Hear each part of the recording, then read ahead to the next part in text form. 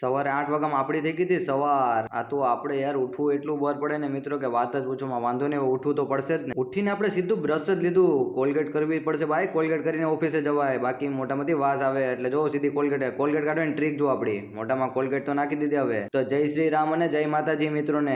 કેમ છો બધા, મજામાં જ છો ને? મોઢામાં બ્રશ તો નાખી દીધું છે. હવે મેં કીધું ઉપર જઈને આપણે નજારો જોઈએ કે આજનો નજારો કેવો છે સામખિયાળી ગામનો. આ જો તમે સામખિયાળી ગામનો એકવાર નજારો જો યાર, એટલો મસ્ત નજારો છે ને કે વાત જ પૂછો માં. ખતરનાક નજારો છે. એ બને લાવ મેં તો થોડું મારું મોઢું દેખાડી દો બ્રશ કરતો. અગાસી ઉપર જઈને આપણે તમને નજારો દેખાડ્યો, પણ હવે આતું પૂગું ધોઈને આપણે ઓફિસે જવાનું હતું, કેમ કે આજે નાવાનું નથી. હવે મોઢું તો ધોઈ લીધું, એમાં કાનમાં પાણી ગળી ગયું. આતું પૂગું ધોઈ એમાં જો કાન એટલો દુખે ને કે વાત જ પૂછો. આનો કોઈ ઉપાય હોય તો કે જો દર્દ ન થાય એનો. આતું પૂગું ધોઈને માથામાં તેલ નાખી લીધું. તેલ આજે એટલું ઠંડુ થઈ ગયું કે તેલ નતું નીકળતું. આ જો હવે માથાની માલિશ કરી નાખું. મેં કીધું લાવ થોડીક માથાની માલિશ કરી નાખીએ ને મજા આવે. માથું ઓડાવી લીધું ને હું થોડોક શોખીન જીવડો હતો, તો મેં લાવો મેં કીધું અરીસામાં થોડુંક મોઢું દેખાડીએ. અરીસામાં મોઢું સારું દેખાય છે કે નહીં એ જોયું મેં. અરીસામાં તો મોઢું સારું જ લાગતું હતું. મેં કીધું હવે ઓફિસે જવાનું છે તો પિતૃને આપણે દર્શન કરીને જાય. તો મેં કીધું લાવો પેલા પૂજાપાઠ કરી લે. કોઈ પણ કાર્ય કરો માતાજીના ને પિતૃના પૂજાપાઠ કરીને જ આગળ કાર્ય કરવાનું. ઓફિસે પહોંચ્યું તો ઓફિસે તો આજે નાસ્તામાં શું હતું, દહીં ને થેપલા. મેં કીધું ઓ ખતરનાક મજા આવી, દહીં ને થેપલા ખાવાની. હો ભાઈ, નાસ્તો કરીને તો ઓફિસમાં આવ્યો. ઓફિસમાં એટલું કામ બાકી હતું કે વાત જ પૂછો માં. કેમ કે 7-8 ગાડીઓ આવી હતી, બધીના બિલ પેન્ડિંગ બાકી હતા. કમ્પ્યુટરમાં ડેટા એન્ટ્રીમાં બાકી હતા અને ફાઇલિંગ કરવામાં આવી. તો ફાઇલિંગ કરી અને ડેટા એન્ટ્રી કરીને હું તો સાવ થાકી ગયો હતો. મારી ઓફિસની હાલત એ ખરાબ હતી, વાત પૂછો માં. ઓફિસનું કામ પતાવીને ઘરે આવ્યો તો ઘરે તો 2-3 દિવસના કપડા ધોવાના બાકી હતા યાર. કપડા ધોયા. જો તમને સારા લાગે ને કપડા મેં બરાબર ધોયા ને તો કમેન્ટ કરીને કહેજો કે મેં કેવી રીતના કપડા ધોયા છે. મારા માટે 2 જ કામ અઘરા છે.